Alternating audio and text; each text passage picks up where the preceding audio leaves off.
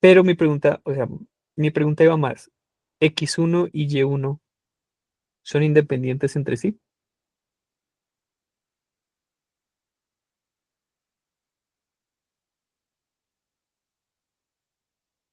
No, ¿Por qué no? pues porque siguen como una trayectoria, ¿no? Tipo, si uno dibuja una gráfica, siempre va a depender uno del otro. Pues esa mismo es lo que hace ahí. Exacto. Entonces,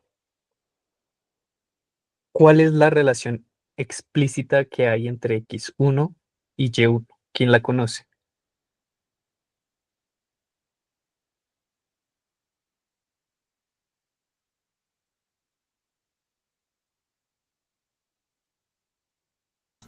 ¿El ángulo puede ser?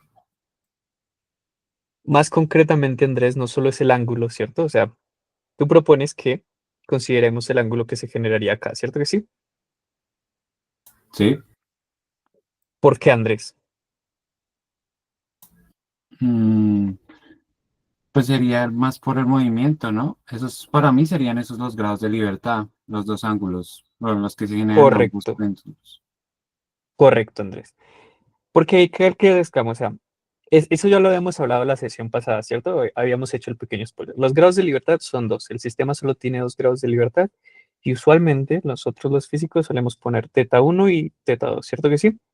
Creo que cualquier persona que haya atacado este problema alguna vez en su vida habrán, habrán llegado a este tratamiento de teta 1, teta 2. Pero lo que casi nunca se llega es el porqué del asunto. Cuando uno considera que la cuerda es inextensible, es decir, que esta L siempre es fija, hay una relación directa entre x1 y y1. ¿Que cuál es? Es que x1 al cuadrado más y1 al cuadrado es igual a ¿qué cosa?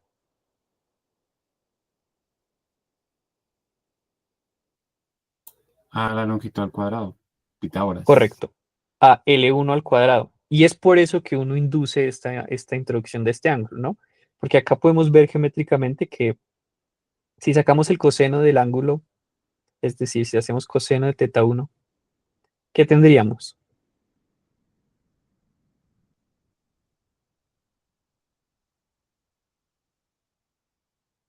Tendríamos el adyacente, ¿no? El lado adyacente sobre la hipotenusa, es decir, que tendríamos la posición y1 sobre L1. Entonces, por ende, nosotros podríamos reescribir y1 en términos de L1 y el coseno de teta 1. Y para x podríamos hacer lo mismo y acá terminaríamos con el seno, ¿no? Y acá vemos la relación directa. Si elevamos el primero al cuadrado, nos quedaría un L1 al cuadrado, coseno al cuadrado. Y si le sumamos x1 al cuadrado, nos queda también un L1 al cuadrado y un seno de teta 1 al cuadrado. Y sabemos que la suma de un coseno cuadrado más un seno cuadrado es igual a 1. Entonces, por ende, x1 más y1, bueno, x1 al cuadrado más y1 al cuadrado nos da L1 al cuadrado. Esa es la relación directa y esta es la ligadura del sistema.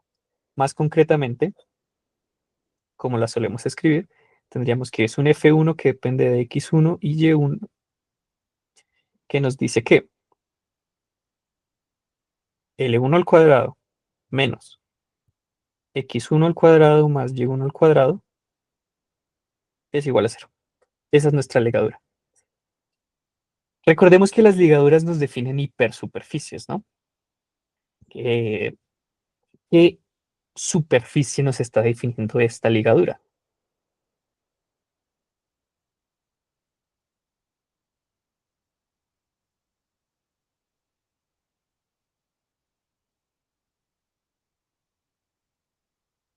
¿Qué es un, ¿Qué nos quiere decir esta ecuación de acá? Un círculo, Correcto. ¿Un círculo de qué? pues de De radio radio L o L1, no. ¿no? Ujú. Exacto, de radio L1. ¿Eso qué nos está diciendo? Eso nos está diciendo que si nosotros venimos acá al mundo real, esta pepita M1, ¿cómo se va a mover? ¿sobre qué superficie se va a mover?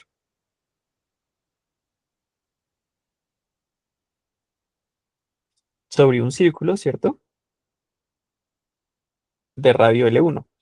Que bueno, eso no es lo más circular de este mundo, pero ustedes lo podrán imaginar que debe ser un círculo. ¿Y eso por qué? O sea, ¿por qué tiene que ser un círculo? ¿Cuáles son las consideraciones que nosotros hacemos desde un principio para que esto sea un círculo?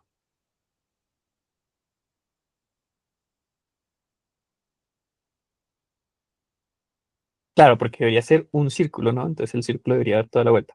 Pero la pregunta es, ¿en la vida real podría dar toda la vuelta?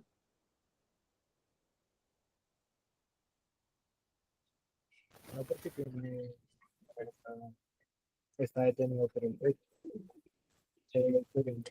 Te escucho muy lejos. No sé si puedas de pronto arreglar tu micrófono porque me cuesta entenderte. Es como si estuvieses en la otra habitación. ¿Me escuchas? Eso, ahí mejor. Diría que solo los positivos, si tomamos abajo como positivo, pues porque está el techo, no podemos mover de todo lado, entonces diría que es clavarle una raíz para solo tener los positivos, ¿no? Vale, tú das esa razón. Ok, sí, es válida. Pero, ¿cuál es la otra consideración que estamos haciendo acá? Que esta cuerda, ¿no? Es primero inextensible. Entonces este círculo siempre va a tener un radio constante. Lo segundo, si nosotros tuviésemos la pepita como por acá arriba, por más de que haya una cuerda, si la cuerda no es un péndulo rígido, es decir, ya no cambiamos de sistema y nos vamos a un péndulo rígido, esto no va a seguir la trayectoria de un círculo, esto va a caer simplemente hacia abajo y ya, ¿no? Entonces esa es otra de las consideraciones que nosotros estamos teniendo. Matemáticamente nos dice que sería todo un círculo sobre el cual se va a mover. En la realidad no va a ser de todo un círculo. ¿Listo? Bien. Entonces acá ya solucionamos una primera parte. Sabemos que hay una relación directa entre x1 y θ1. Por ende, esta ligadura nos quita un grado de libertad. Entonces, Luder había propuesto 4 grados de libertad. Ya con solo esta primera introducción de una ligadura, bajamos a 3. Y yo dije que el spoiler es que son solo 2. Entonces, la pregunta sería, ¿cuál es la otra ligadura?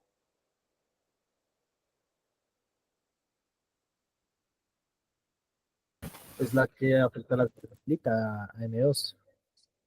¿Cómo sería explícitamente la forma de esta ligadura? Buena pregunta. Em, pues dirían, estoy seguro que eso está mal, pero diría que hacer el mismo razonamiento que estamos haciendo con M1, pero para M2. Y ver cómo este afecta, cómo M1 le afecta a M2. Pero hasta ahí yo llegué, entonces más allá no tengo ni idea. ¿Qué sabemos nosotros? Que si nos paramos en la masa 1, ¿cierto? Si ponemos nuestro marco de referencia en la masa 1, ¿cómo se va a comportar M2?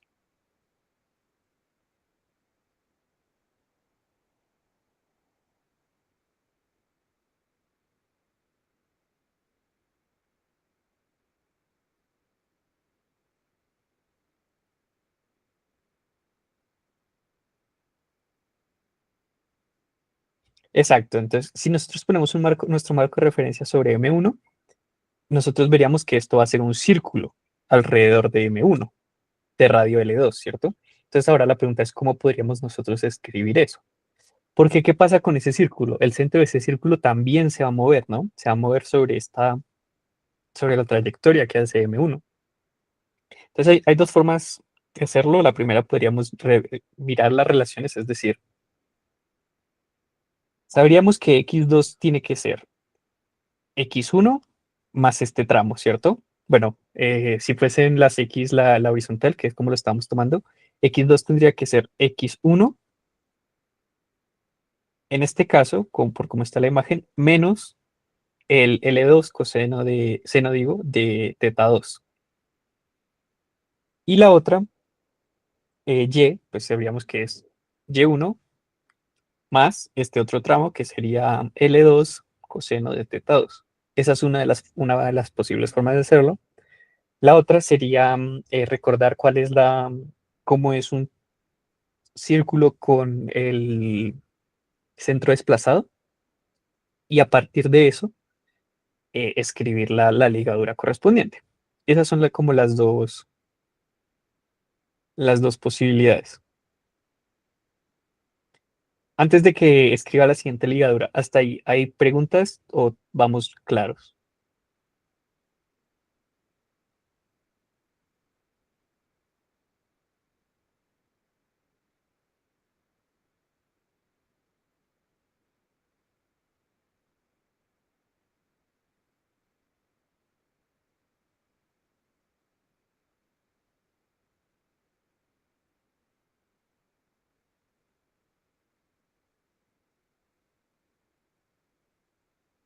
Bien, entonces, la otra relación que nosotros tenemos, dijimos que x2 sería x1 más un L2 coseno de teta, seno de teta 2.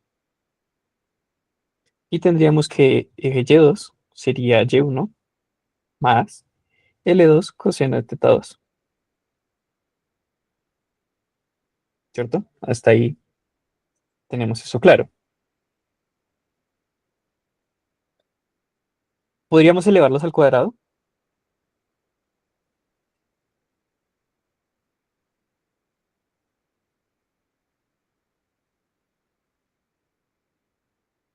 ¿Y acá qué nos quedaría?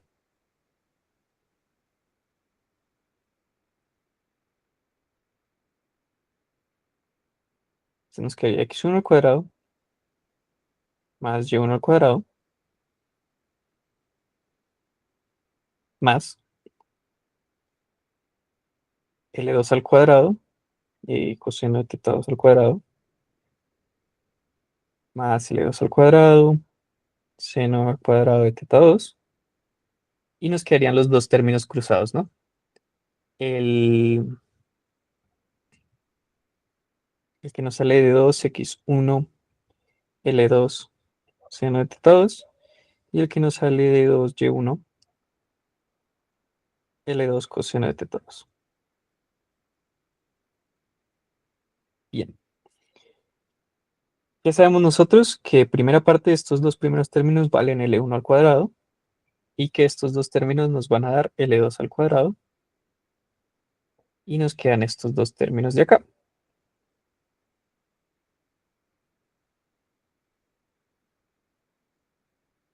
Que vemos que tienen en común un 2, un x1, un y1 y, no, perdón, solo un 2 y un L2. Nos quedaría x1 seno de teta 2 más un y1 coseno de teta 2.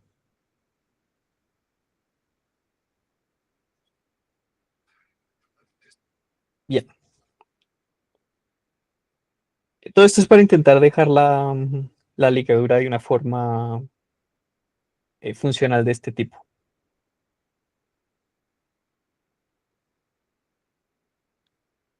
Exacto. Y acá que vemos, acá ya vamos a ver la relación directa que hay entre las x2 y el L1, es decir, vemos como la posición de nuestra segunda masa depende de la primera masa. Y adicionalmente vemos que también vamos a poder introducir este segundo ángulo que llamamos θ2 para solucionar todo el problema, ¿no? Entonces, las dos ligaduras que salen nos terminan bajando de 4 grados de libertad que tendríamos inicialmente a 2 grados de libertad. Bien, y por último, no sé si alguien encontró las ecuaciones de movimiento.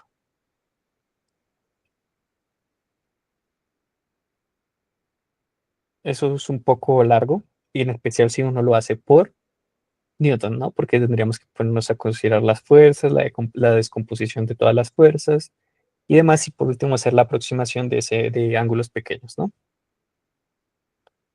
Si esto no lo han hecho, recomendable hacerlo. No lo voy a escribir porque, como repito, es algo larguito y, y pues no es el objeto de hoy.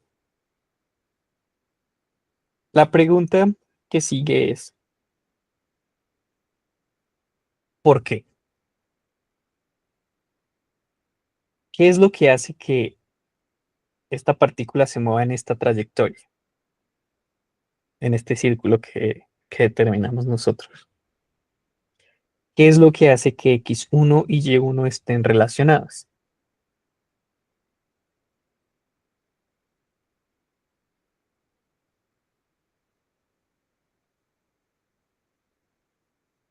¿Cuál es la razón física?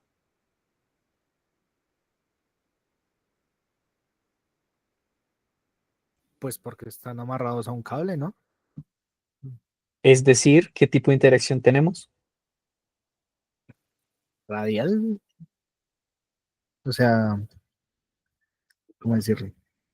Desde el marco newtoniano,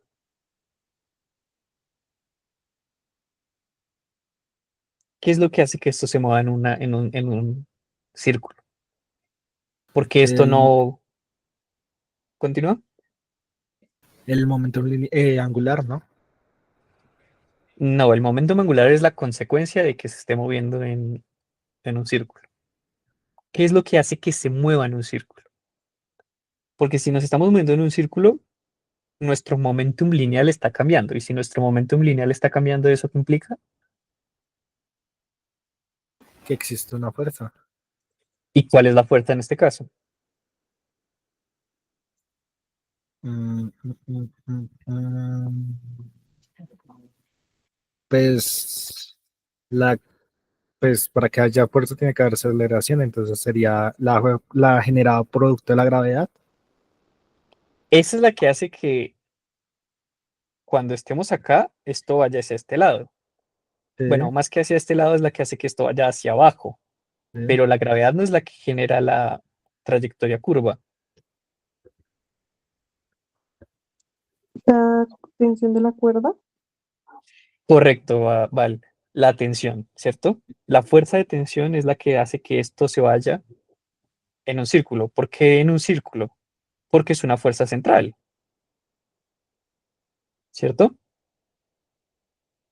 Entonces la pregunta es, si la fuerza de tensión existe, genera trabajo.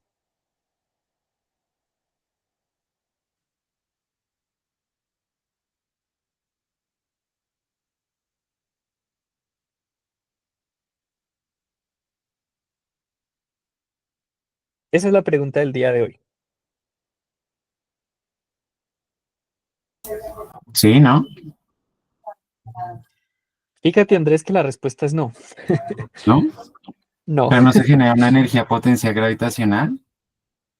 Entonces de ahí no se genera un trabajo. Hoy la gracia de hoy es que lleguemos al principio de D'Alembert. Y para llegar al principio de D'Alembert, primero tenemos que pasar por el principio de los trabajos virtuales, el cual nos dice que las fuerzas de ligadura no generan trabajo.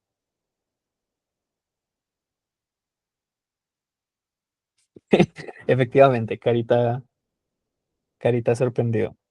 Cualquier fuerza de ligadura perfecta, ¿a qué nos referimos perfecta? Que no haya pérdidas de energía, etcétera, etcétera, etcétera, no van a generar trabajo. Si recordamos, habíamos tomado otro ejemplo, ¿no? En la sesión anterior, el plano inclinado. ¿Cuál es la fuerza de ligadura en el plano inclinado?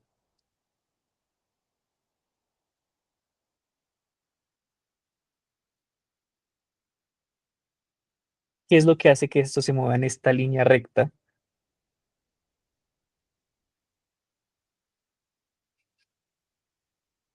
La inclinación. O sea, Val, ¿a qué te refieres con la inclinación? O sea, la inclinación del, no me acuerdo cómo se llama, de la base, sí. Tipo, sí, mientras más a 180 grados esté, pues no va a caer, no se va a mover, pero mientras más se va levantando, más movimiento va a tener. Claro, o sea, el que esté inclinado hace que la gravedad, ¿cierto? Que la interacción gravitatoria haga que esto vaya a deslizarse. Pero la pregunta es, igual que con el péndulo, ¿por qué esto no cae hacia abajo normal, sino que caería así.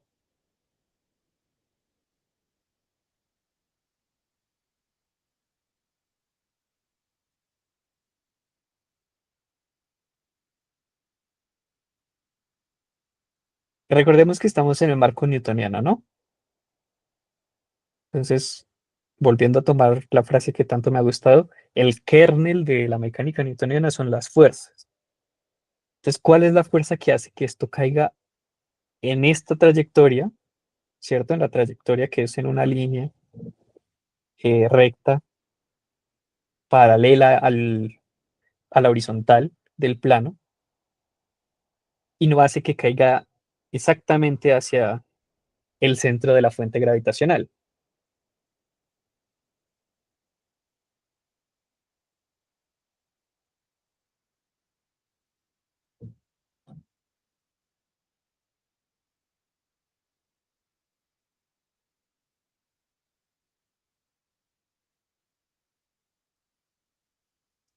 Pensémoslo de la siguiente forma. Cuando toca analizar el problema del plano inclinado, ¿cuáles son las fuerzas presentes en este sistema?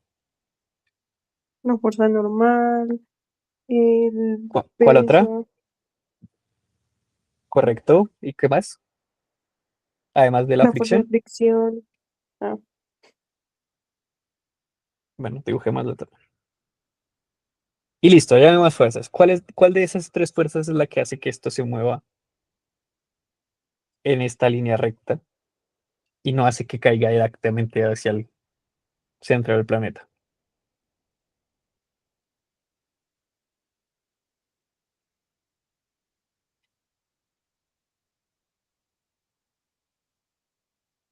Son la tres, sí, sí, normal, cada uno. Correcto, la normal. Iba a decir que son tres que podrían intentar adivinar y tarde o temprano le digo nada. Pero efectivamente es la normal. Y vuelve la pregunta, ¿la normal hace trabajo?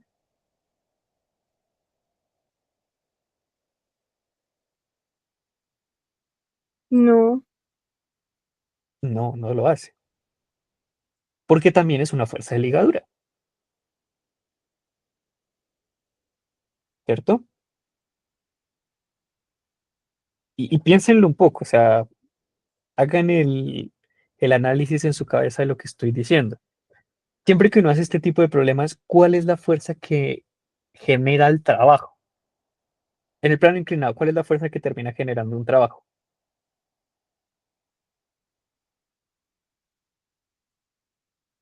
¿Contra cuál nos tenemos que oponer para poder subir El la peso, masa? La gravedad, ¿cierto? En este caso es la sí. gravedad. ¿Y cuál otra? Si consideramos la fricción, ¿no? fricción, sí. Y en el péndulo, si nosotros queremos subir el péndulo, ¿contra qué nos tenemos que oponer? Contra la gravedad, ¿no? Contra la gravedad. En algún momento nosotros nos tenemos que oponer contra contra la tensión en este sistema. No porque No, si no sería, no sería la cuerda rígida, no sería una varilla. Exacto. Si ya nosotros nos ponemos a oponernos a la fuerza de tensión, es porque ya no estamos intentando hacer un péndulo, estamos intentando hacer una cosa completamente distinta.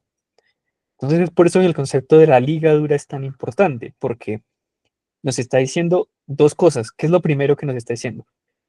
Newton considera demasiadas coordenadas que para el sistema no son importantes. Es lo primero que nos dicen las ligaduras, ¿cierto? Entonces, lo primero nos están diciendo, no estamos siendo eficientes con nuestras coordenadas. Estamos siendo muy redundantes. ¿Y qué es lo segundo que nos está diciendo? No todas las fuerzas que usted cree que están presentes importan, ¿sí? Porque claro, para Newton es muy claro que la fuerza de tensión importa porque sin esa fuerza entonces no vamos a tener un equilibrio y tampoco vamos a lograr tener esta trayectoria circular. Pero para D'Alembert y los que después avanzamos en la mecánica analítica, decimos, sí, esa interacción es la que permite que eso suceda, pero si yo ya sé que mi sistema está restringido de esta y esta y esta otra forma, yo no necesito ir allá a calcular eso y ver del todo cómo se va a comportar porque estoy bajo esas restricciones. Entonces, no me interesa del todo. ¿Sí? Eso es un poco la historia que nos está intentando contar D'Alembert. ¿Han escuchado hablar de D'Alembert? Creo que esto ya lo había preguntado. No, Sí lo habían escuchado hablar, solo que no sabían, ¿sí? Porque estoy seguro que conocemos el operador de D'Alembert, ¿cierto? Sí, Que, que es muy usado en ondas, ¿no? Y en relatividad, ¿no? Porque pues tenemos que es el nabla menos C a la menos 2 de t al cuadrado, ¿no? Este operador diferencial tan conocido de la mecánica, tanto de las ondas como de la mecánica relativista. El bueno de D'Alembert. Entonces, listo. D'Alembert. Importante recordarlo. Bien, entonces, uno puede calcular estas fuerzas de ligadura a partir de cómo está escrita la ligadura y uno simplemente tiene que sacar el gradiente de la función y ese gradiente de la función multiplicado por una constante que uno suele llamar lambda nos dan las fuerzas de ligadura. ¿Cuál es el problema de determinar estos lambda? Estos lambda son los que se conocen como los multiplicadores de Lagrange, muy conocidos del cálculo vectorial, ¿cierto que sí? Y bueno, así es como uno puede llegar a determinar las fuerzas de ligadura, que es algo que en la mecánica newtoniana puede llegar a ser complicado. Pero eso no es lo que nos va a importar el día de hoy. Hoy vamos a continuar con lo que habíamos dejado la vez pasada, que era eh, el desplazamiento virtual, ¿cierto? Que pues lo medio mencioné por encima, la gracia no era una explicación clara porque ya se nos estaba acabando el tiempo. Es un desplazamiento virtual. No sé si alguien quiere comentarnos un poco qué es o qué le suena de que sea un desplazamiento virtual.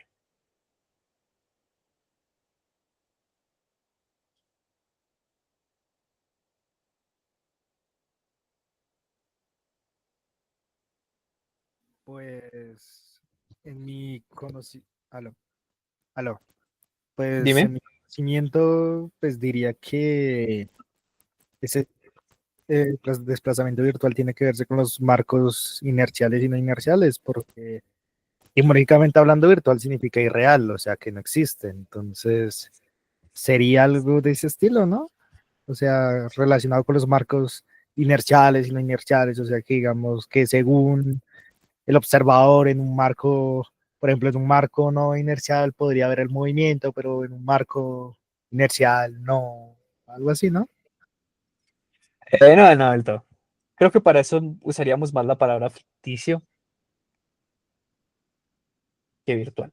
Pero igual, gracias por tu intervención, no, no pasa nada. Cuando hablamos de virtual, nos referimos a literalmente, o sea, desplazamientos virtuales. Vamos a llevarlo en conjunto.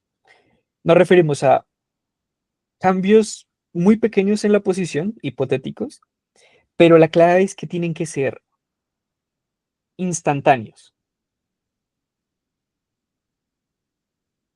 o también llamados eh, asíncronos, ¿vale? Es decir, que ocurren en un dt igual a cero. ¿Sí? Pues, habíamos hecho un dibujito. Consideremos, bueno, había hecho yo un dibujo, pero vamos a cambiar el dibujo.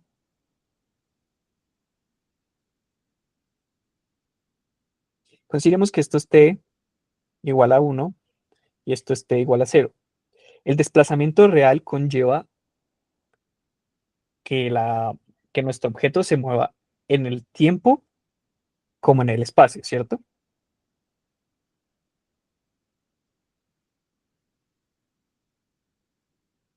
Entonces vamos a hacer acá tiempo y en el espacio. Entonces nuestro desplazamiento real es una mezcla de estos dos. Cuando hablamos del desplazamiento virtual nos referimos a desplazamientos que ocurren en el mismo instante de tiempo. Entonces, efectivamente, virtual quiere decir que no es real, o sea, no es un desplazamiento que en la vida real esté existiendo, que suceda. Y en adicional, o sea, son hipotéticos, no son reales. Y en particular, ocurren en el mismo instante de tiempo, o sea, son instantáneos.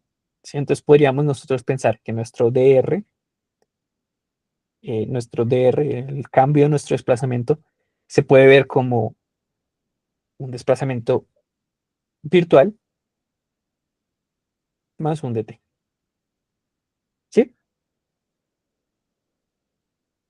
Again, acá no intentemos hacer Pitágoras porque es simplemente una ilustración gráfica, no es, no nos está diciendo nada más allá de intentar darnos una interpretación de lo que estamos hablando. ¿Listo? Y la otra cosa que nos importa no es solo que sea instantáneo, sino que tienen que ser consistentes con las ligaduras.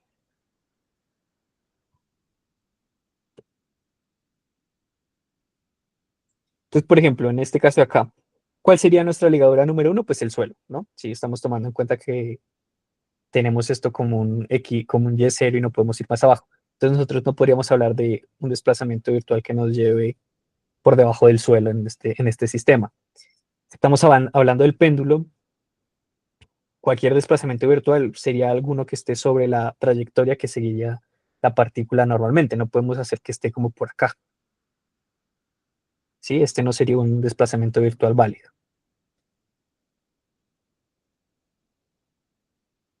Bien. Podríamos hacer un ejemplo mostrándolo matemáticamente.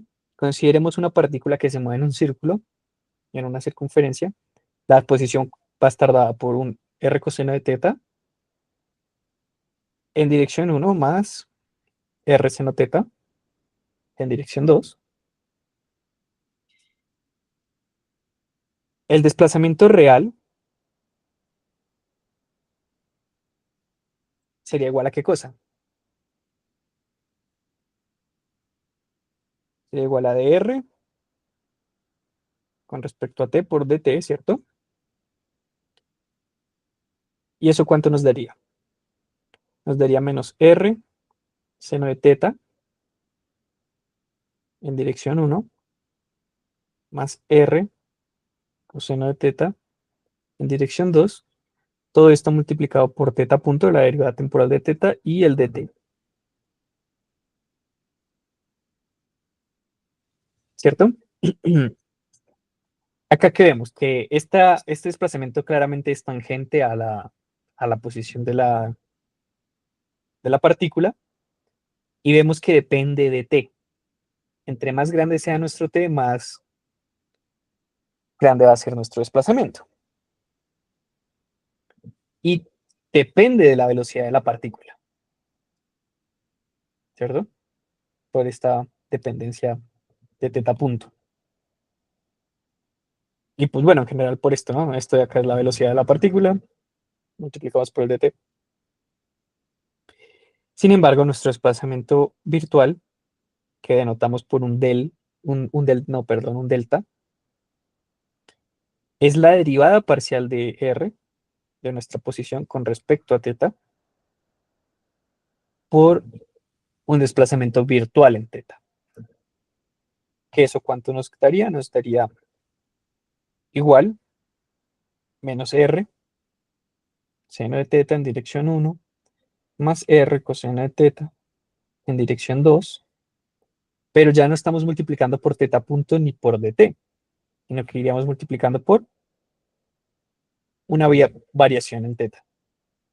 ¿Sí? Entonces, un desplazamiento virtual, en nuestro caso de tener una partícula que se mueve con movimiento circular,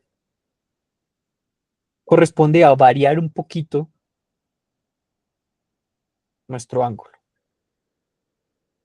Si hacemos una pequeña variación de nuestro ángulo, tendríamos nuestro delta R.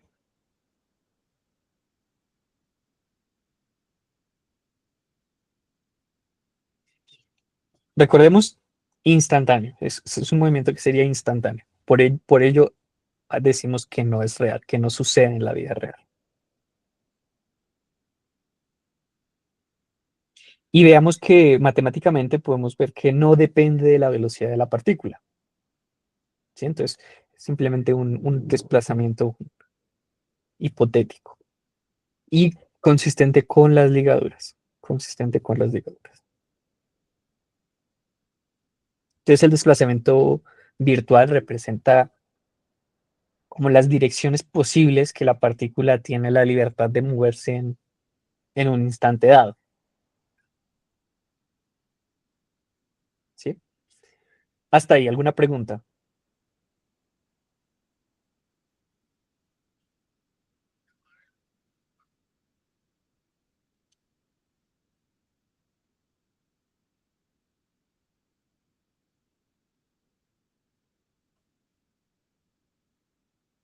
Vale, bien.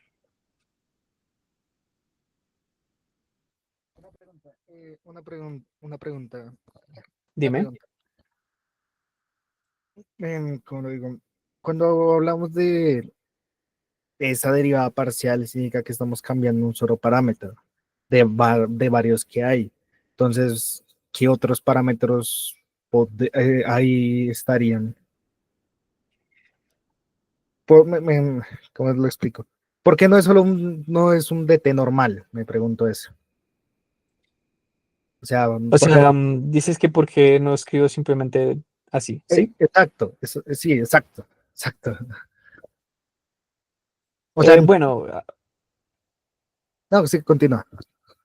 sí, a ver, es que de cierta forma tienen connotaciones distintas,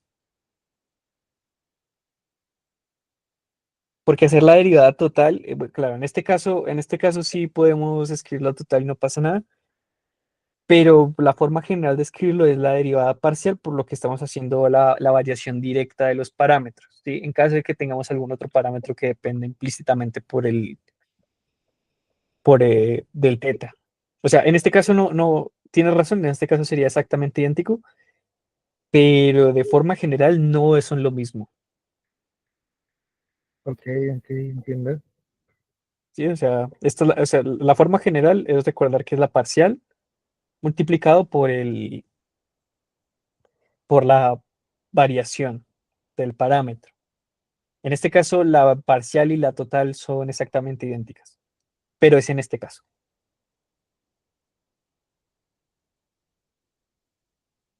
Y pues es mejor escribirlo de la forma más general posible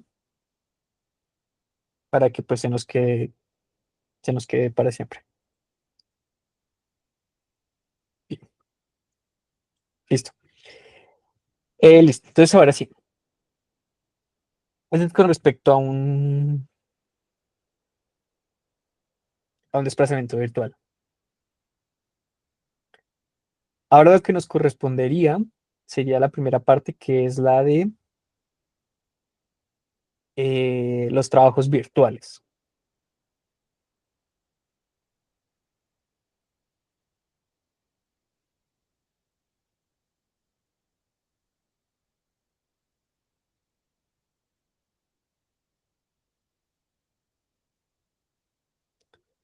Entonces, la definición de trabajo virtual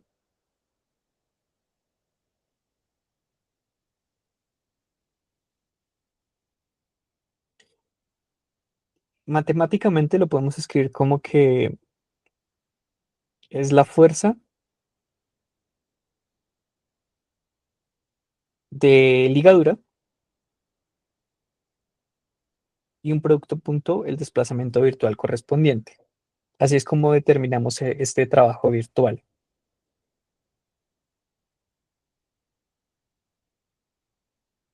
¿vale?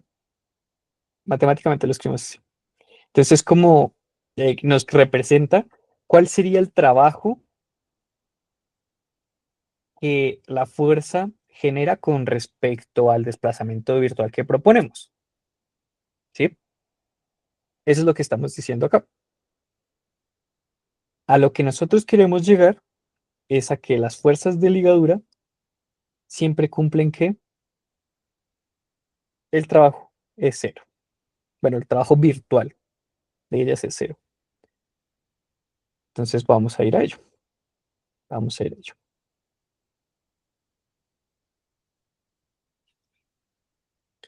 Entonces, antes de eso, primero tenemos que recordar que, bueno, tenemos que recordar, no creo que esto no lo había mencionado. Vamos a dividir las fuerzas en dos tipos. Vamos a tener las fuerzas aplicadas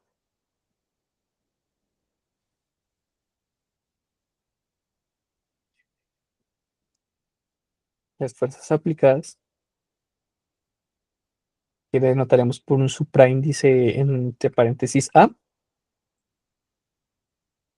Entonces, pues estas son las externas, fuerzas externas típicas en el sistema, las que nosotros nos suelen importar, como la gravedad, algún tipo de tensión externa, ¿sí? Eh, tensión externa en el sentido de, por ejemplo, si yo tengo acá una persona que está jalando un bloque, esta tensión de acá,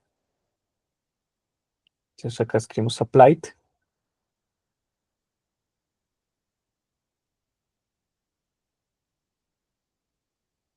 y las otras que nos van a importar van a ser las F minúscula, que son las fuerzas de ligadura.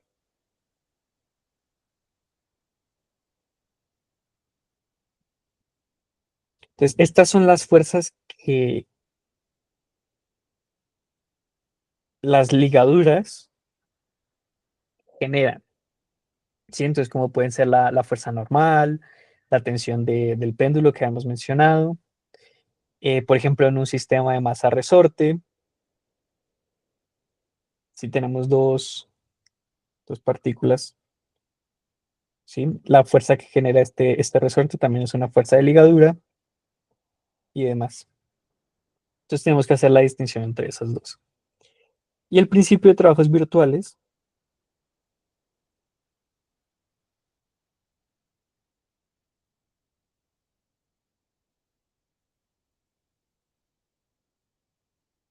dice que bueno, sí, para que, nos dice que un sistema está en equilibrio. Cuando hablamos de equilibrio mecánico. Recordemos que eso implica que pues, no hay un movimiento del sistema, tenemos una estabilidad. Sí, y solo si el trabajo virtual por las fuerzas aplicadas es igual a cero. ¿Sí? Entonces, equilibrio,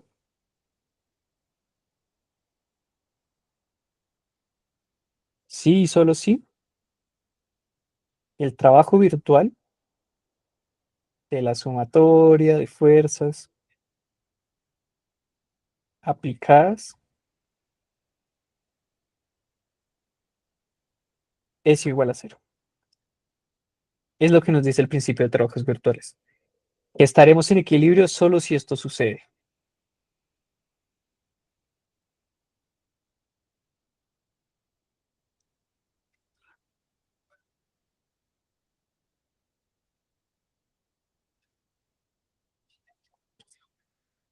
¿Sí?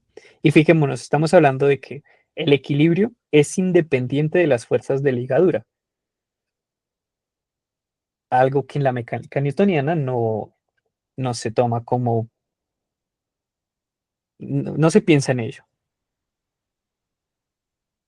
¿Sí? Entonces la pregunta es, ¿cómo podemos mostrar esto? Y creo que esta es la primera vez que vamos a hacer tantas matemáticas, pero creo que lo podemos hacer fácilmente.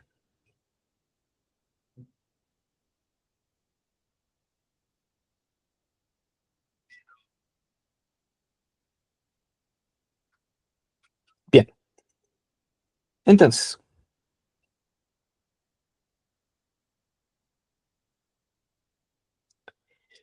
consideremos primero la fuerza total.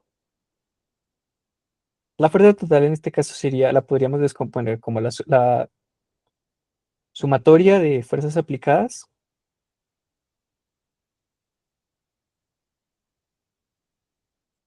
más la sumatoria de fuerzas de ligadura. ¿Y qué sabemos nosotros de esta fuerza total para que un sistema esté en equilibrio según la mecánica newtoniana?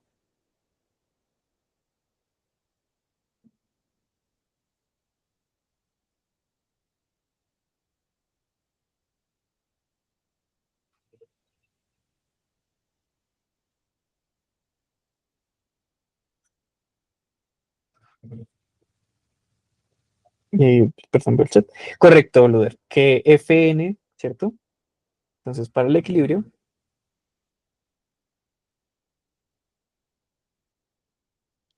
Newton dice que la fuerza neta tiene que ser igual a cero. Entonces, nosotros acá vamos a tener que la sumatoria de Fs y aplicadas tiene que ser igual a menos la sumatoria de las F sub i. Entonces, acá nosotros podemos hacer el producto punto con un desplazamiento virtual.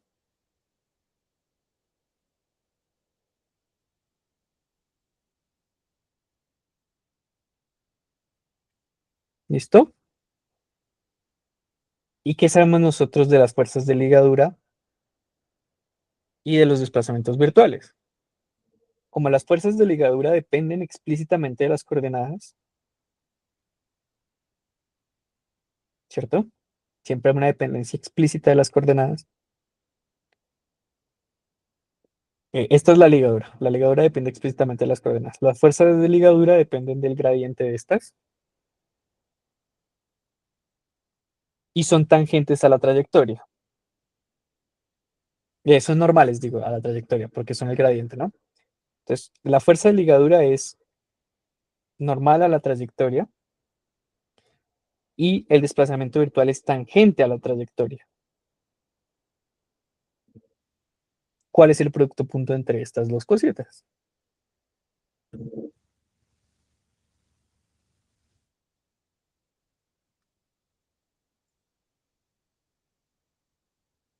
Cero, ¿cierto? Porque una es tangente, la otra es normal. Por ende hay un ángulo de 90 entre las dos. Y podemos decir que esta de acá a la derecha es igual a cero. Esto se puede mostrar el por qué esto tiene que ser normal, ¿no? Repito, sale de la definición de la fuerza es el gradiente y lo que uno puede demostrar es que el gradiente de una función es normal a ella. Eso es un ejercicio muy común en matemáticas 3. Cálculo vectorial, digo, o multivariado. Entonces, como esto es igual a cero, llegamos a que el trabajo virtual, es decir, que la sumatoria de fuerzas aplicadas, producto punto, un desplazamiento virtual, es igual a cero. Y claro, esto solo se cumple ya que nosotros impusimos que la fuerza neta total era igual a cero, por ende estábamos en equilibrio. Y acá nos damos cuenta de el principio de trabajos virtuales, donde estamos diciendo que las fuerzas de ligadura no son relevantes para hablar del equilibrio de un sistema mecánico, sino que lo que nos importan son las fuerzas aplicadas.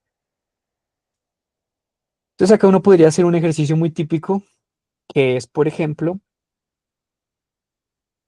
considerando la máquina de Atwood, ¿no?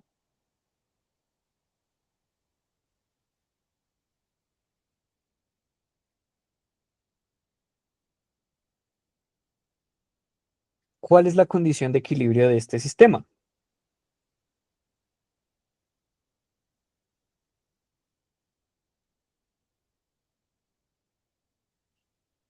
Esto podría quedar como una tareita.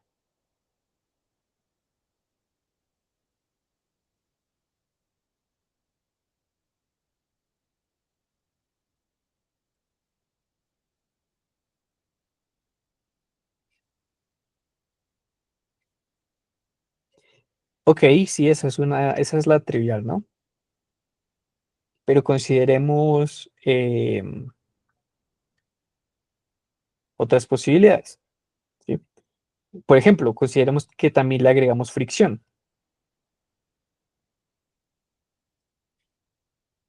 Agregamos una fricción a la polea.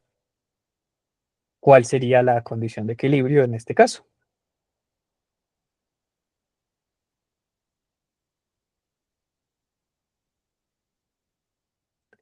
Esa podría ser una posible tareita.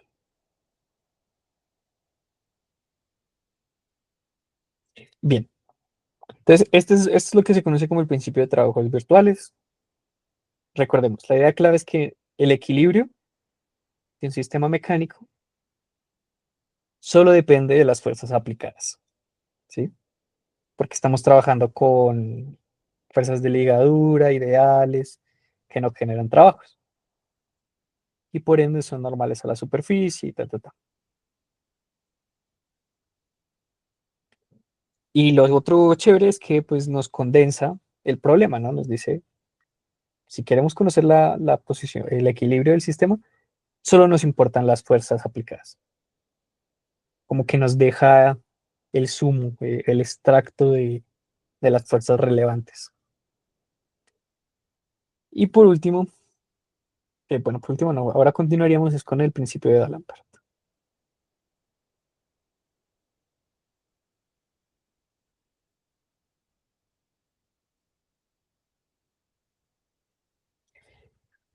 Entonces el principio de D'Alembert parte de una cosa clara.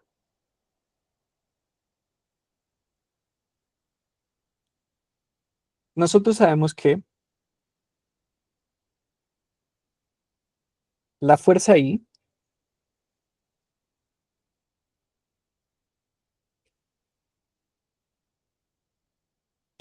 es igual a qué cosa? A la derivada del momento I, ¿cierto? Consideremos que tenemos un sistema de I partículas, donde esta sería la fuerza total sobre la partícula 1 y este sería el momentum bueno, la derivada del momentum de la partícula I. Entonces, esto de acá, ¿qué es al final del día?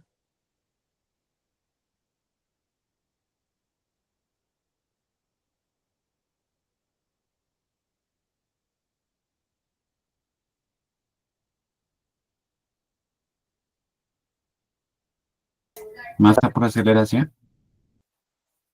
Ok, sí, el término cuando tenemos masas constantes, pero toda la ecuación, ¿cuál es?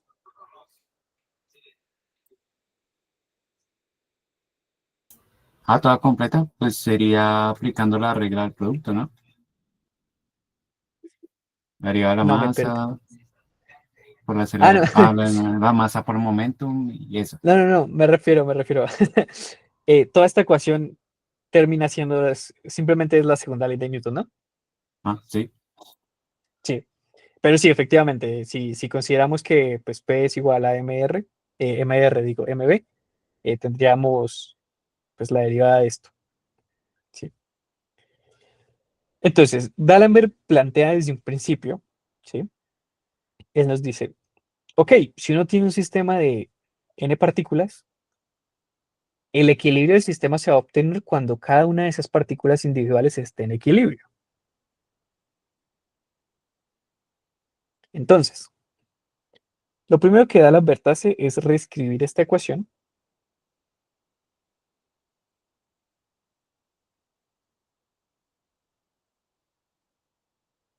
¿Sí? Acá simplemente hemos sumado PI en ambos lados.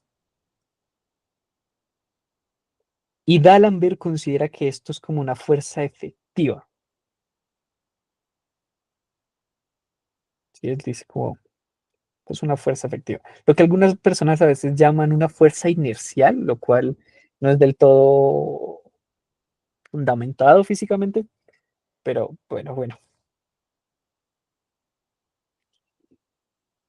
Y nosotros dijimos que la condición de equilibrio, ¿cuál es?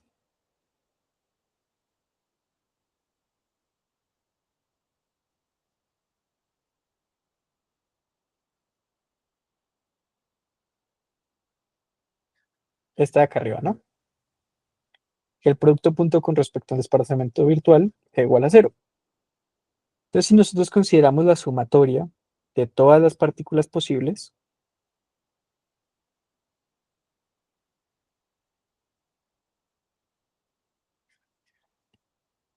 normalmente esto se suele reescribir,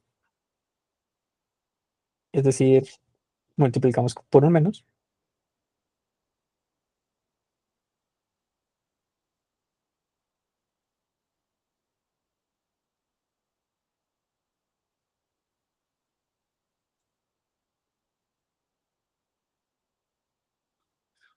¿Sí? Si esto se cumple, es porque estamos en el equilibrio.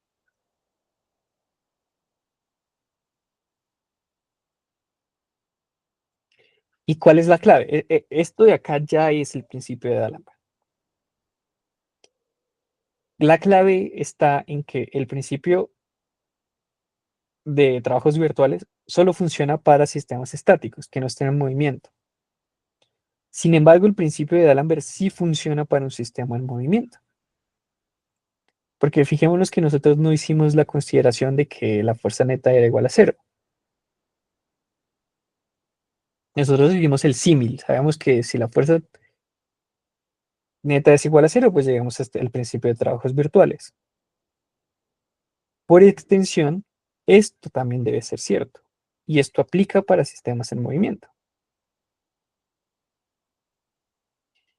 Y fijémonos que acá volvemos a dejar de lado las fuerzas de ligadura.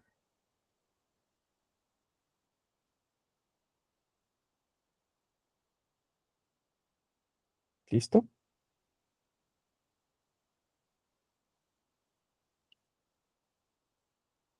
¿Y cuál es la otra clave? Que esta ecuación aquí ya nos permite encontrar las ecuaciones de movimiento de una partícula. Entonces, vamos a ponerlo en uso. ¿Alguien levanta la mano? Sí, yo. ¿Vas a preguntar algo o fue un accidente? No, sí es una pregunta Dale, rápida. Andrés. Entonces también podríamos hallar las ecuaciones de movimiento con esto, bueno, con el principio de D'Alembert, o sea, no es necesario usar Euler-Lagrange o si es necesario. Euler-Lagrange es incluso más pro que el principio de D'Alembert. Concretamente, el principio de D'Alembert es el primer paso para poder llegar a las ecuaciones de Euler-Lagrange desde un principio no variacional.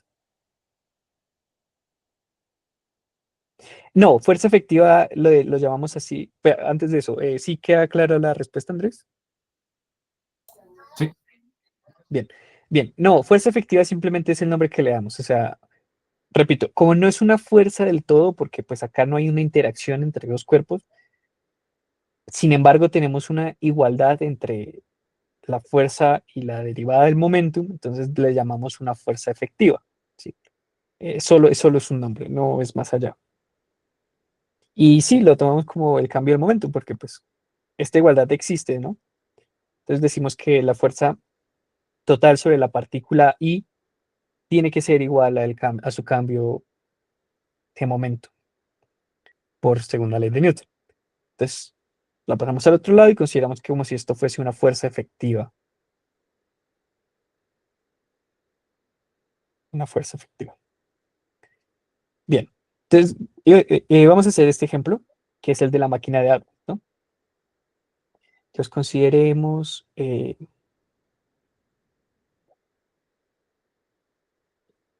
la máquina de Atwood.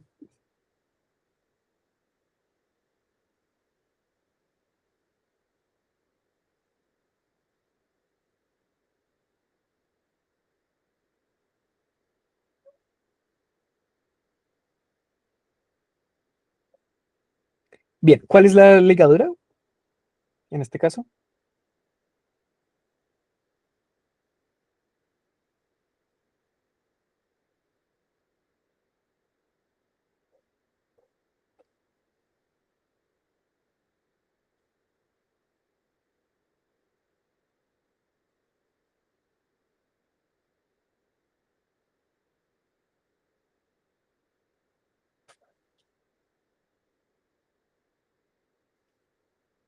¿Cuál sería la ligadura en este sistema?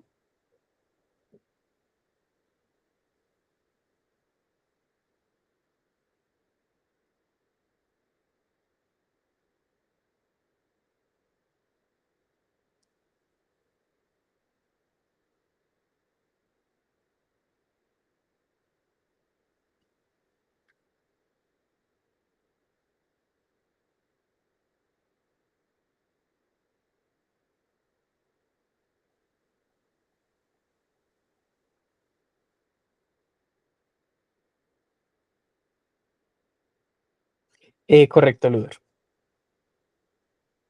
Sería que x1 más x2 nos daría una constante que vamos a llamar L, ¿no? Que sería la longitud de la cuerda. No es la longitud total, ¿no? Porque tendríamos que tener en cuenta pero pues al final del día no nos importa que la masa se vaya más allá.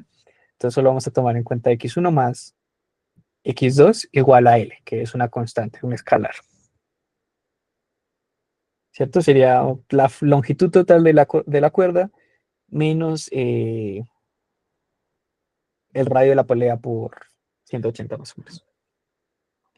Bueno, 180 grados. Entonces, pi radianes.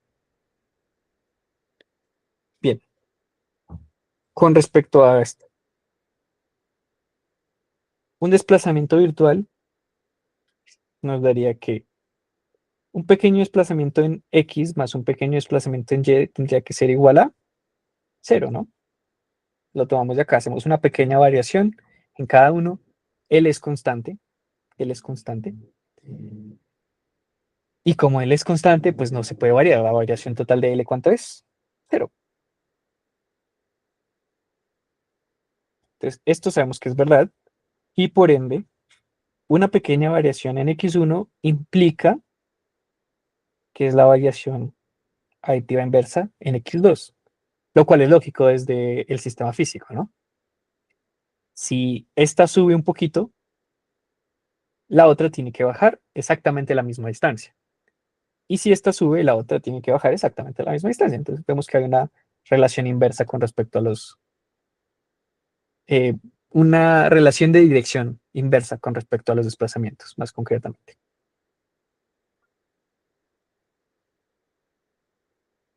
Entonces, como sabemos que esto es así, un desplazamiento en R1 corresponde a un desplazamiento en X1 en dirección 1 y un desplazamiento virtual en R2 corresponde a un desplazamiento en X2, E2. E2, no, perdón, E1 también. Y a su vez, esto sería lo mismo que menos un desplazamiento en X1, E1.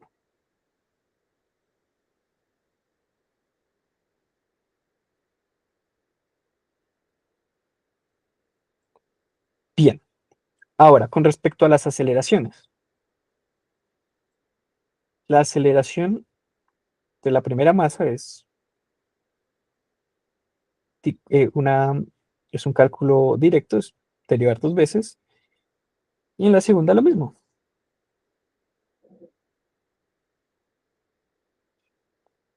Pero ¿qué sabemos nosotros?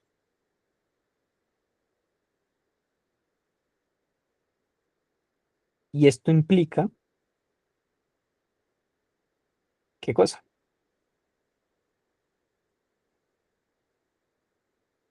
Que x2, dos puntos, es exactamente idéntico a menos x1, dos puntos. ¿Por qué? Porque recordemos que este acá, que es al final del día, es la derivada de x1 con respecto a lo que depende. En este caso solo va a depender de t, por una variación de t, pero el ct no varía, entonces es 0. Y acá tendríamos una variación de x2 con respecto a dt. Y como bien sabemos, como solo dependen de t, al final del día estos también son totales. Entonces, por ende, tenemos que ambas partículas van a tener la misma velocidad. Y como ambas partículas tienen la misma velocidad, volvemos a derivar y ambas partículas tienen la misma aceleración. Bueno, no es la misma, ¿no? Porque por signos hay direcciones opuestas, magnitudes son las mismas y direcciones opuestas. Entonces, por eso que desde acá podemos afirmar esto. Y como nosotros podemos afirmar eso, podemos usar ahora sí el principio de D'Alembert. Entonces, el principio de D'Alembert nos dice que M1, R1, dos puntos, ¿cierto? Producto punto, desplazamiento virtual de R1, más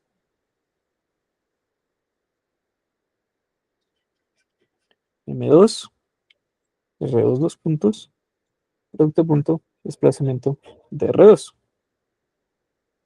Tiene que ser igual a qué cosa? A la fuerza aplicada. ¿Cuál es la fuerza aplicada en este caso? Para este sistema de la máquina de Atwood. ¿Cuál es la fuerza aplicada en cada una de las masas?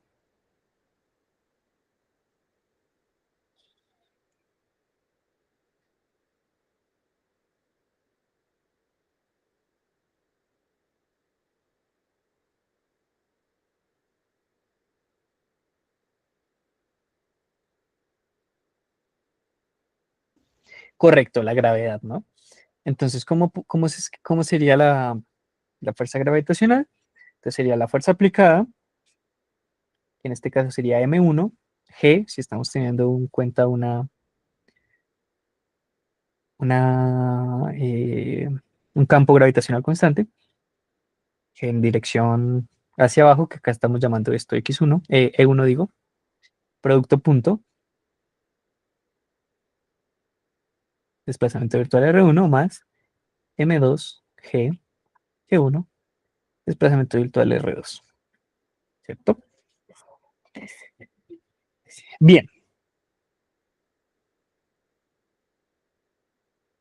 ¿cómo se va a reducir esto?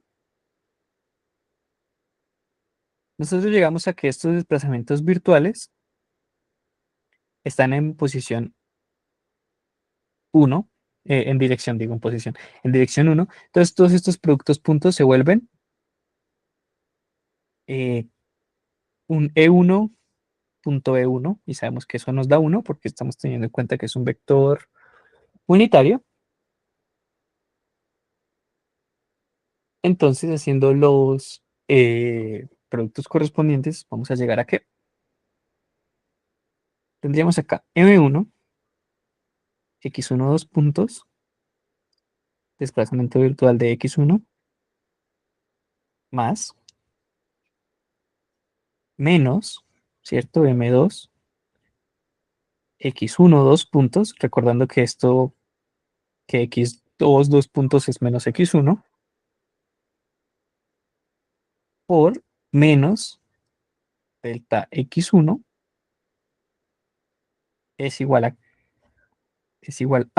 Y en el otro lado nos queda M1, G, delta de X1, más M2, G, menos delta de X1, lo cual, eh, factorizando, nos quedaría M1 más M2 por X1, dos puntos, delta de X1 tiene que ser igual a M1 menos M2 por G por el delta de X1. Por ende, M1 más M2 por la aceleración del primer cuerpo tiene que ser igual a la resta de las masas por la aceleración gravitacional, concluyendo que la aceleración del primer cuerpo es exactamente idéntica a la resta de las masas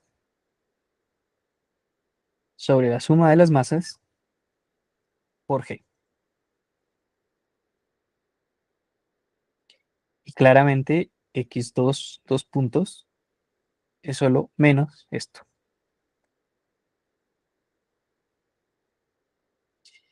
Y si alguien se acuerda de su clase de física 1, cuando hicieron este problema, exactamente esto es a lo que uno llega por Newton.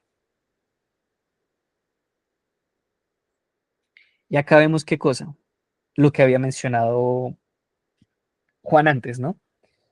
En el caso simple, en el caso donde no tenemos ni fricción ni nada de eso, la única forma de que el sistema esté en equilibrio, ¿cuál es? Que M1 y M2 sean iguales. Porque si M1 y M2 son iguales, todo el término de la aceleración se nos hace cero para ambas masas y pues estaremos en equilibrio.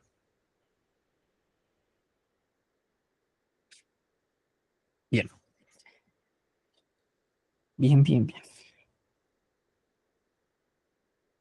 Hasta ahí. ¿Preguntas?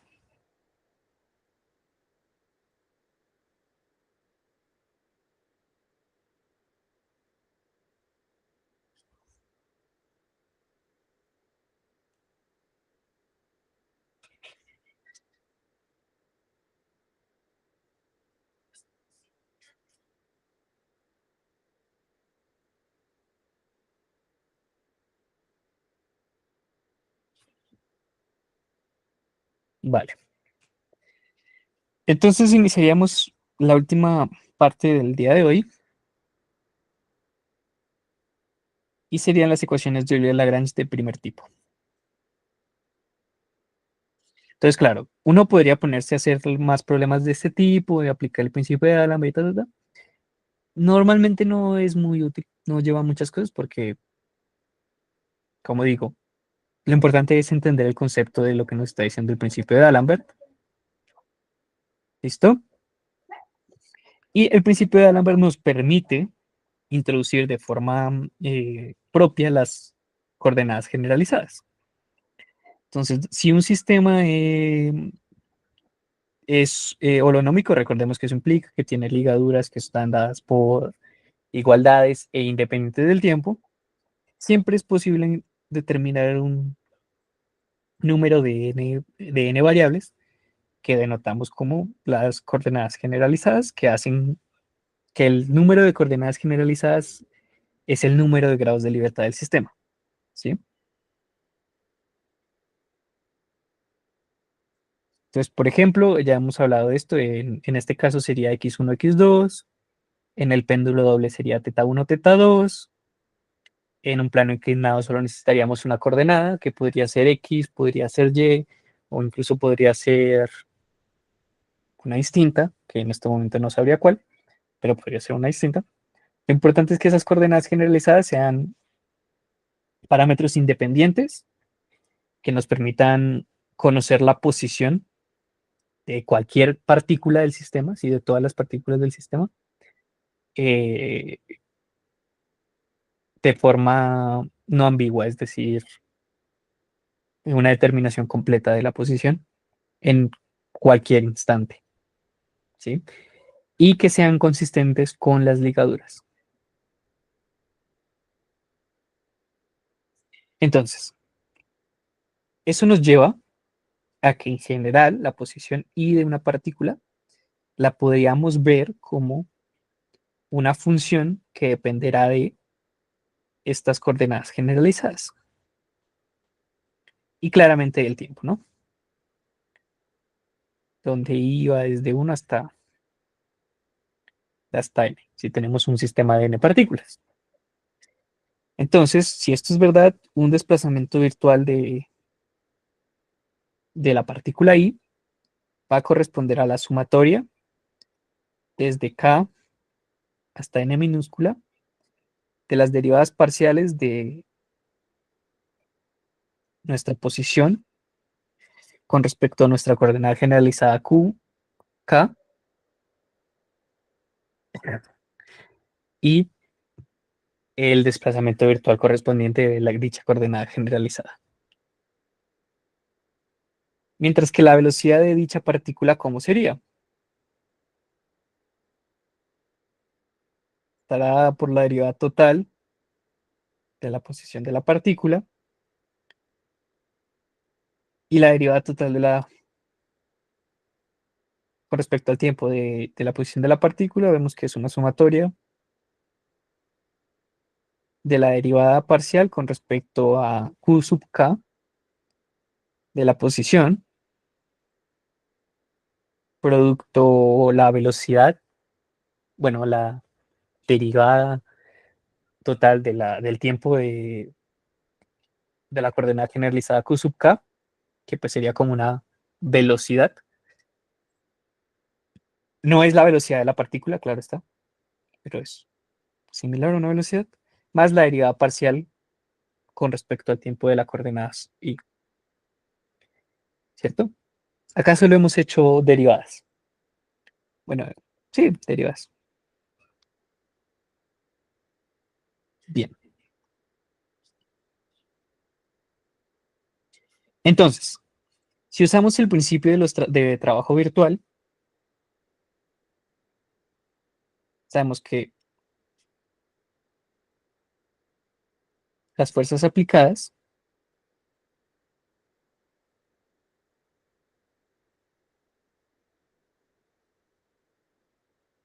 será igual a una doble sumatoria, ¿no? Porque tenemos que reemplazar el desplazamiento virtual. Entonces eso nos lleva a una doble sumatoria. Vamos a tener una primera sumatoria en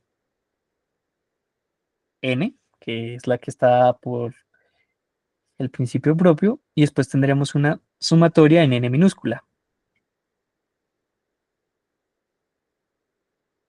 Acá tendremos la fuerza I por la derivada parcial con respecto a Q sub K de la posición I, multiplicado el desplazamiento virtual de Q sub K. Y este término de acá lo definimos como exactamente idéntico a la sumatoria desde K igual a 1 hasta N de Q mayúscula sub K por el desplazamiento virtual de Q sub K, donde claro, este Q mayúscula lo estamos definiendo como la sumatoria desde I hasta 1, hasta de I igual a 1 digo, hasta N mayúscula de nuestra fuerza, producto punto, la derivada de la posición I con respecto a la coordenada Q sub K.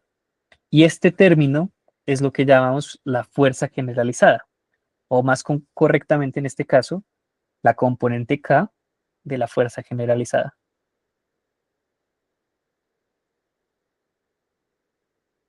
Lo llamamos una fuerza generalizada, pero esto de acá al final del día en realidad, ¿qué es?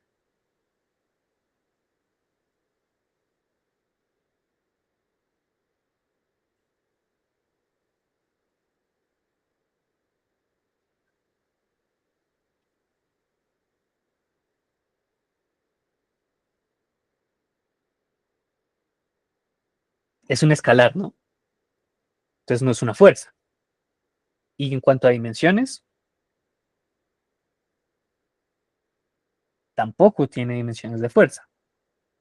Pero Q sub K por el multiplicado, el desplazamiento virtual, sí tiene dimensiones de trabajo. ¿Vale?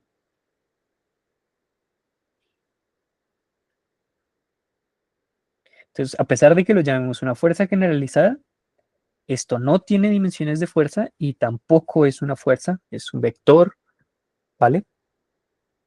Es un vector.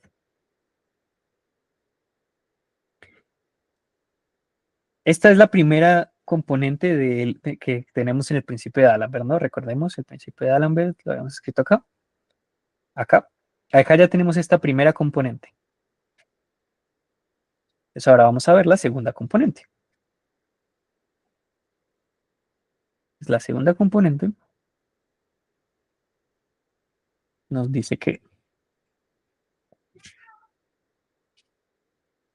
es la sumatoria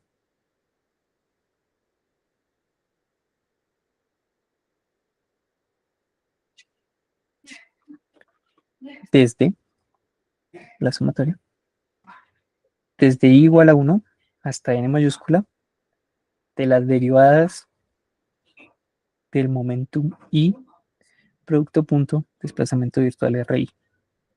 Reemplazamos el momentum, bueno, la derivada del momentum. Vamos a suponer masas constantes, que igual si la masa no es constante también llegaríamos a lo mismo. Entonces acá tendríamos las velocidades y derivadas, ¿no? Porque es la derivada del momentum, producto punto de la variación de la trayectoria. Esta variación la cambiamos, ¿no? Porque eso sabemos qué es, como hicimos en el término anterior, y nos vuelve a quedar una doble sumatoria.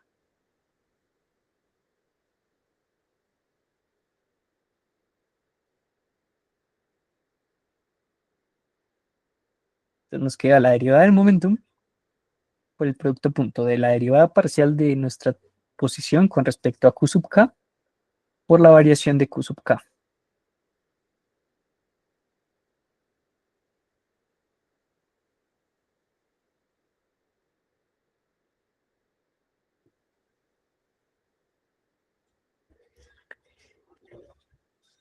Y algo que podemos mostrar es que la sumatoria desde i igual a 1 hasta n mayúscula de la mi de i punto, la derivada parcial, es idéntica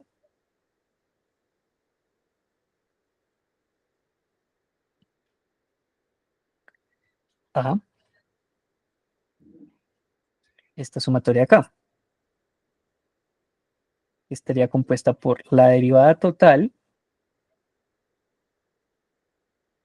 de mi pi punto, la derivada con respecto a ri menos mi bi punto, la derivada con respecto al tiempo de la derivada parcial de ri. ¿Cierto? Porque si esta es la derivada, si diríamos esto, esto es la derivada de un producto. Entonces nos da el primer término derivado por el segundo sin derivar, más, entonces pasa al otro lado con menos, el primero sin derivar por el segundo derivado. Entonces simplemente estamos reescribiendo esto como si fuese el término de la derivada de un producto, ¿no? En el último término podemos hacer uso de lo siguiente, y es que la derivada total de esta derivada parcial corresponde a qué cosa? Correspondería a la sumatoria desde L igual a 1 de N de la derivada parcial con respecto a Q sub L de la derivada parcial de la posición con respecto a Q sub K multiplicado digo, QL punto más la derivada parcial con respecto al tiempo de la derivada parcial de la posición con respecto a Q sub K. Y estamos usando la definición de la derivada porque recordemos que esto depende de las Qn coordenadas, entonces toca hacer la regla de la cadena. ¿Y qué tenemos nosotros? Que las derivadas, que las derivadas parciales, por el teorema de Clairaut o de Schwarz, según se quiera, eh, conmutan, ¿no? Las derivadas mixtas son iguales. Entonces, podemos cambiar el orden de esta derivada de acá y el de esta derivada de acá para que nos quede la derivada de todo con respecto a Q sub K. ¿Sí? Nos quedaría la derivada con respecto a Q sub K de la sumatoria de la derivada parcial Q sub L de la posición, producto Q sub L punto, más la derivada parcial con respecto al tiempo. Y lo que está en el paréntesis, ¿qué es?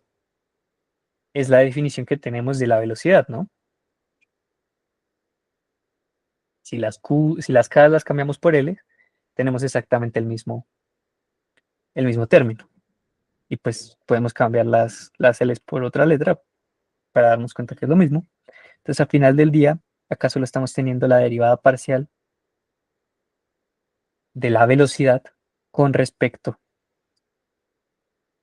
a Q sub K. ¿Sí? Entonces, usando esto acá arriba y usando esto acá, ¿a qué vamos a llegar? Ah, bueno, me falta una identidad y la identidad es que la derivada parcial con respecto a Q sub K punto de la velocidad es igual a la derivada de Q sub K de la posición. Esto lo podemos sacar de acá. Si hacemos la derivada de esto con respecto a un q sub k punto, vemos que solo nos va a sobrevivir un término, y como esto no depende de q sub k punto, entonces esto sería como una constante y se nos iría esta, ¿no? Y nos quedaría que la derivada de la velocidad con respecto a q sub k punto es lo mismo que la derivada de la posición con respecto a q sub k.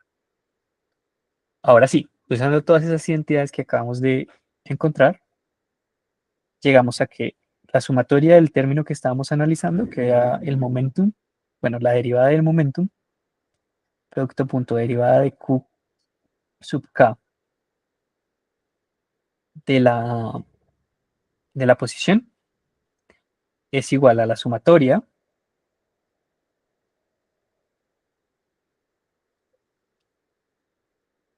de la derivada total del producto del momentum y la derivada con respecto a q sub k punto de la velocidad,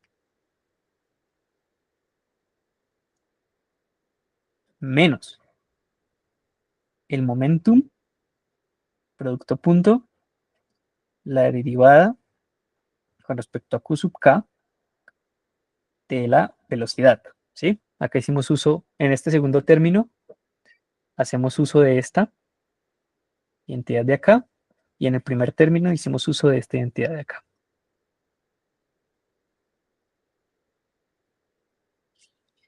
¿Y eso por qué nos es útil? Porque podemos reescribir este término como ¿qué cosa? La sumatoria desde i igual a 1 hasta n t.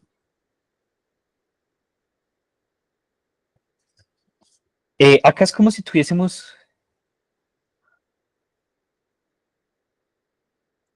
como si estuviésemos haciendo la regla de la cadena, ¿no?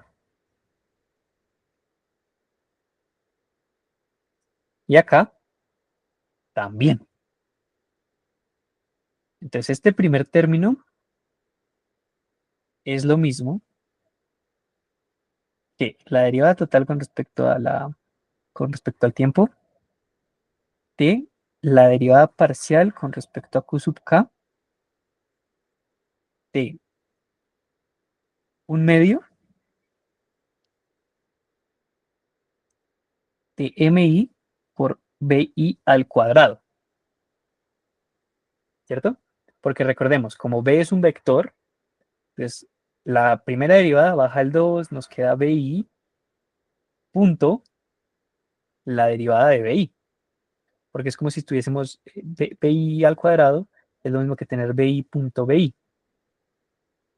y ambos vectores. Entonces la derivada es el primero derivado por el producto punto del segundo sin derivar, y pero como esas dos cosas son iguales, entonces nos queda dos veces, ¿no? Menos, vuelve y juega, la derivada con respecto a q sub k de 2 a la menos 1 de b1 punto b al cuadrado. Y ahora pregunto yo, ¿esta cantidad cuál es?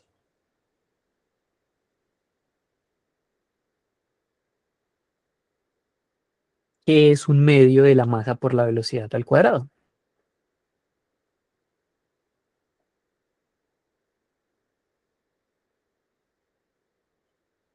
Correcto, Juan, la energía cinética del sistema. Entonces nosotros llegamos a que la energía total del sistema es un medio de la sumatoria desde I hasta n mayúscula de las mi las bi al cuadrado. Entonces este término de acá al que acabamos de llegar lo podemos reescribir de simple forma y sería la derivada con respecto al tiempo de la derivada con respecto al Q punto de la energía cinética del sistema menos la derivada parcial con respecto a Q sub K de la energía cinética del sistema. Y ahora sí, reemplazamos todo en la ecuación en el principio de D'Alembert. Entonces nos quedaría que la sumatoria desde K igual a 1 hasta n de la derivada con respecto al tiempo, de la derivada parcial con respecto a Q sub K punto de la energía cinética, menos la derivada parcial con respecto a Q sub K de la energía cinética, menos nuestro Q, que nuestro Q eran estas fuerzas generalizadas, todo esto por el desplazamiento virtual K sub Q tiene que ser igual a 0. Entonces, ¿qué sabemos nosotros? Que como los Qs son independientes, las variaciones en Q también son independientes. Entonces, como todos esos términos son independientes, para que esta sumatoria sea igual a 0, implica que cada una de estas cosas que está adentro es igual a 0. Por ende, llegamos a que la derivada con respecto al tiempo de la energía cinética, de la derivada parcial de la energía cinética con respecto a la coordenada generalizada Q punto, menos la derivada de la energía cinética con respecto a la coordenada Q sub K, tiene que ser igual a la fuerza generalizada sub K, para K igual a 1 hasta N. Y esto de acá es lo que se conoce como las ecuaciones de Euler-Lagrange de primer tipo. ¿Bien?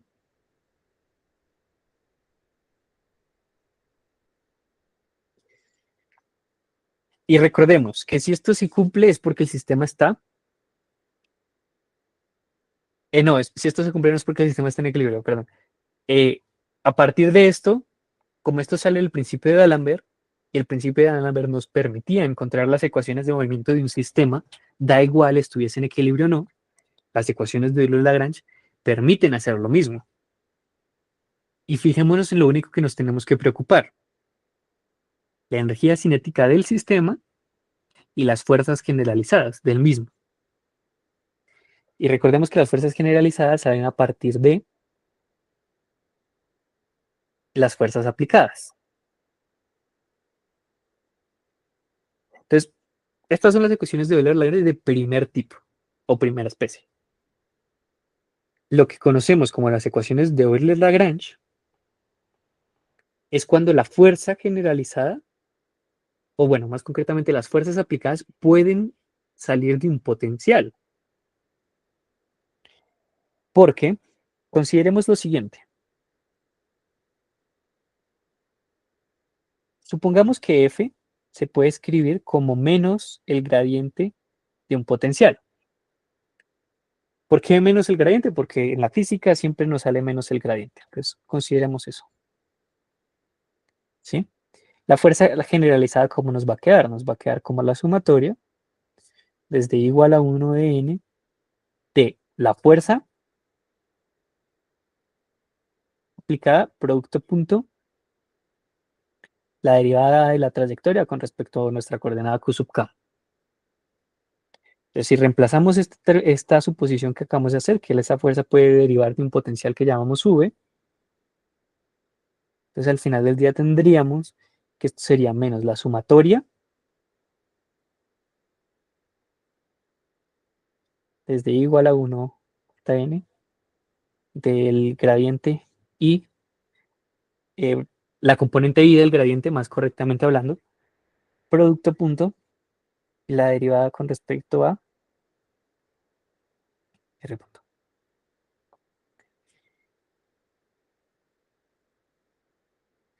Y uno fácilmente puede mostrar que esto es exactamente idéntico a tomar menos la derivada del potencial con respecto a la coordenada Q sub K. ¿Vale? Entonces,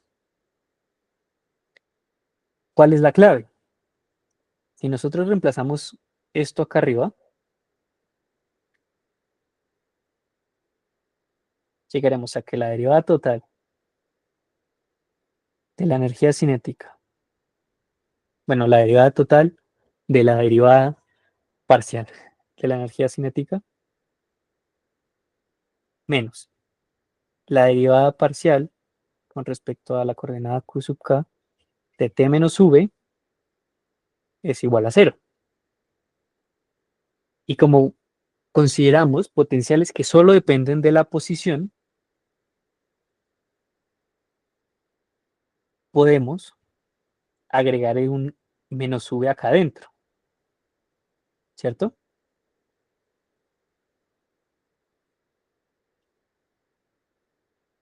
Porque a considerar que solo dependen de la posición y no de las velocidades, la derivada parcial del potencial con respecto a las velocidades nos va a dar cero. Y si llamamos a la función lagrangiana como t menos v, llegamos a las ecuaciones de Euler-Lagrange.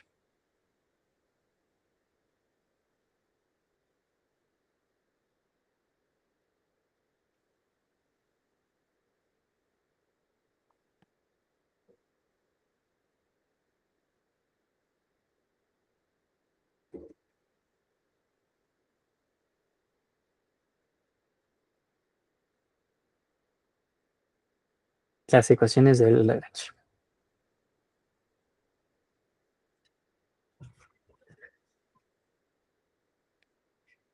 Todo este procedimiento que se acaba de hacer sería el primer parcial de un curso de mecánica analítica. Desde lo que hicimos en el principio, desde el principio de D'Alembert, construir todo para llegar a las ecuaciones de Euler-Lagrange de primera especie y de segunda especie si el profesor es mala gente.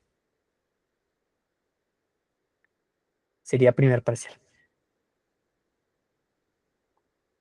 Pero listo, ¿no? Muy bonito todo esto. Pero ¿qué nos está diciendo?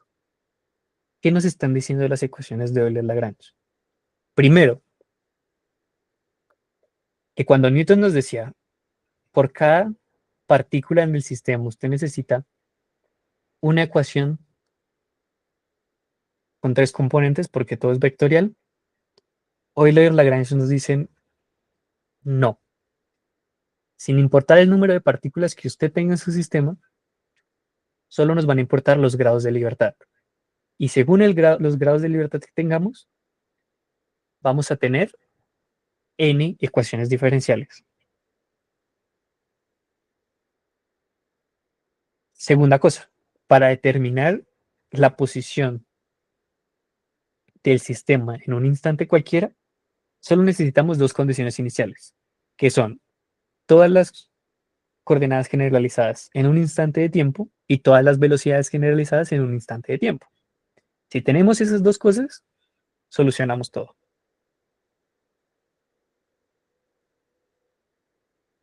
¿Sí?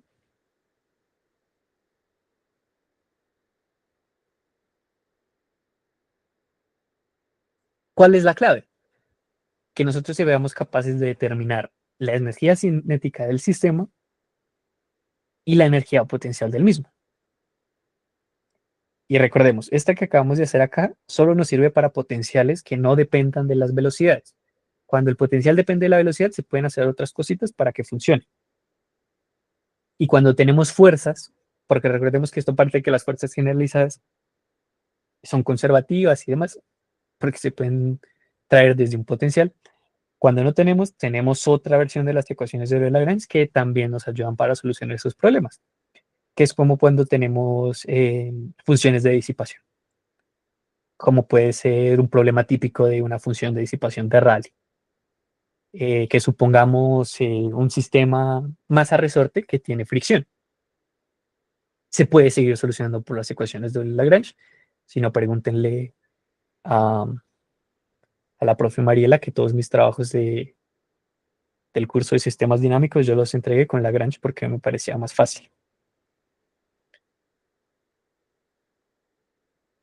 Bien, entonces la ecuación de Euler-Lagrange permite encontrar las ecuaciones de movimiento. Aquí viene lo chévere. Aquí es cuando en un curso normal a uno lo ponen a solucionar en el sistema.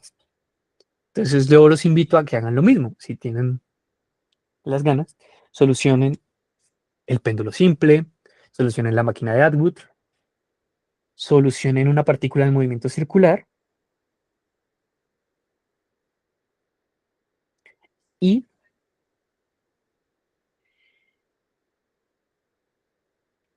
y ya. No se me vino a la mente otra cosa. ¿Qué nos queda a mencionar? Hay una pregunta clave que cualquier persona que vea las ecuaciones de Euler-Lagrange y que vea la construcción que hicimos puede llegar a preguntar. Y es, si yo hago un cambio de coordenadas, ¿esto sigue funcionando?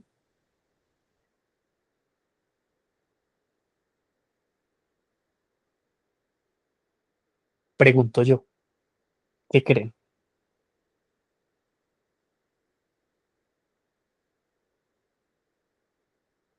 Vi un pulgar arriba. ¿Quién más quiere hablar? Yo escuché que alguien iba a abrir el micrófono. Adelante.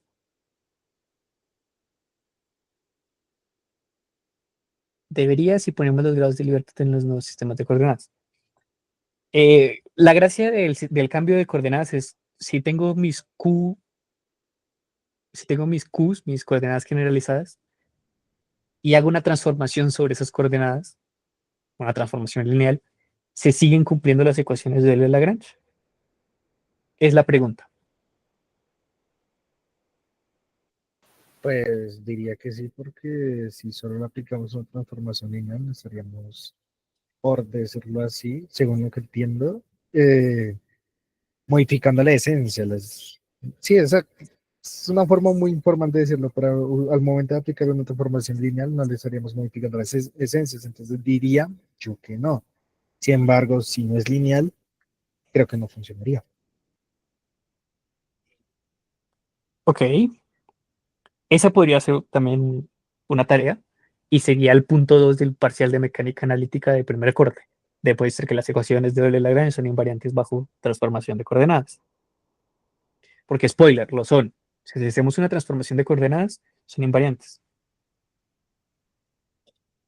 Y a partir de ya entender nosotros qué es un lagrangiano y poder seguir construyendo a partir de esto un análisis de sistemas, podemos mirar más a fondo la naturaleza del sistema, ¿sí? Porque el lagrangiano nos da cuenta de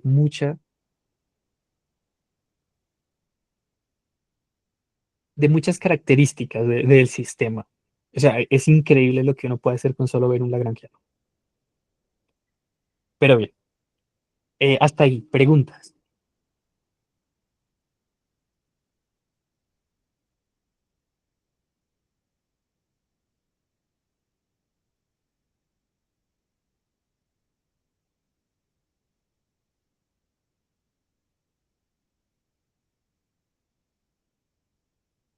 El grandioso lagrangiano solo es T menos U. Para el sistema, el T menos U es la definición más simplista que existe, porque al final del día no. O sea, sí termina siendo energía cinética y energía, o sea, el lagrangiano nos da cuenta del balance de energías del sistema. La definición más simplista es solo T menos U, la más simplista.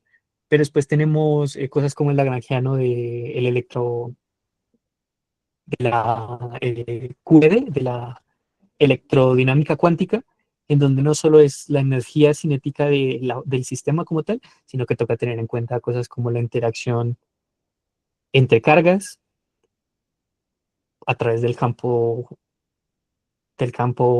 potencial vector del forward potential que llamamos. Si estamos hablando de la QC, tenemos que tener en cuenta interacciones de sí misma, es decir, los gluones interactuando con otros gluones. Y si estamos hablando, por ejemplo, de relatividad general, tenemos que tener en cuenta la interacción que hay de curvatura consigo misma y de la torsión, ¿no? Entonces, no solo es T menos V, P menos U es como la forma más simple y más bebé del lagrangiano.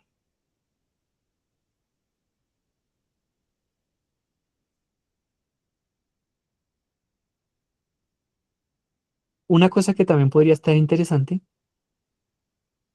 sería que a mis compañeros relativistas intenten demostrar que las ecuaciones de Euler-Lagrange son invariantes bajo una transformación de Lorentz, porque efectivamente uno puede hacer relatividad especial desde el marco de vista lagrangiano y es mucho más bonito que el newtoniano, eso siempre.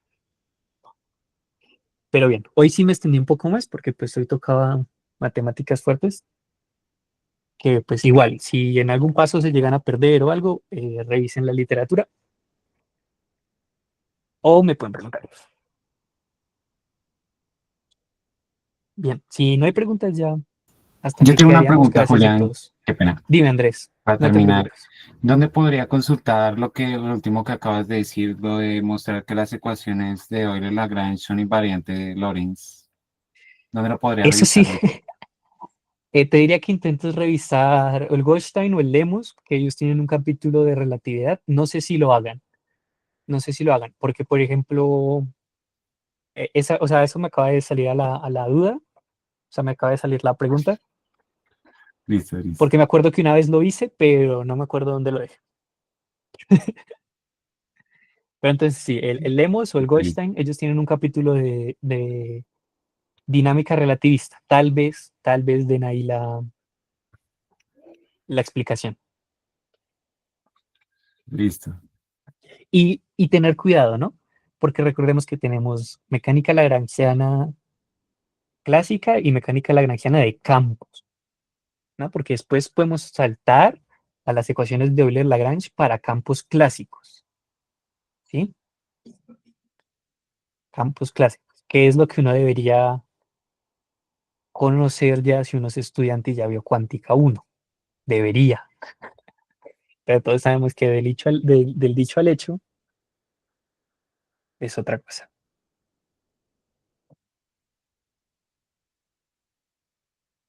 Entonces sí, eso es todo. Muchas gracias. Ya envío las notas.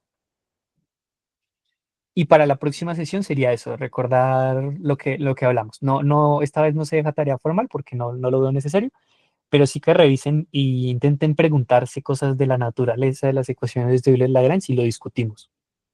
¿Vale? Bien. Yo creo que al final de la semana enviaré por el grupo qué trataremos la siguiente sesión, porque pues todavía no lo tengo muy claro, tengo demasiadas posibilidades de qué hacer. Entonces no sé si enfocarlo a teorema de Noether de una vez, o si primero hacemos potenciales de la velocidad y electrodinámica.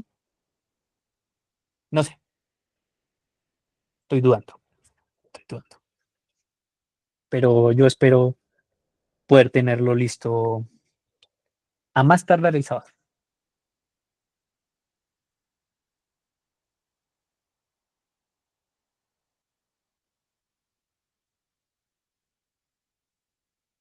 Bien, ahora sí, ya se pueden. Ya dejo de hablar. Gracias a todos. Bueno, hasta luego, cuídate. Chao, Julián. Gracias. Bye bye.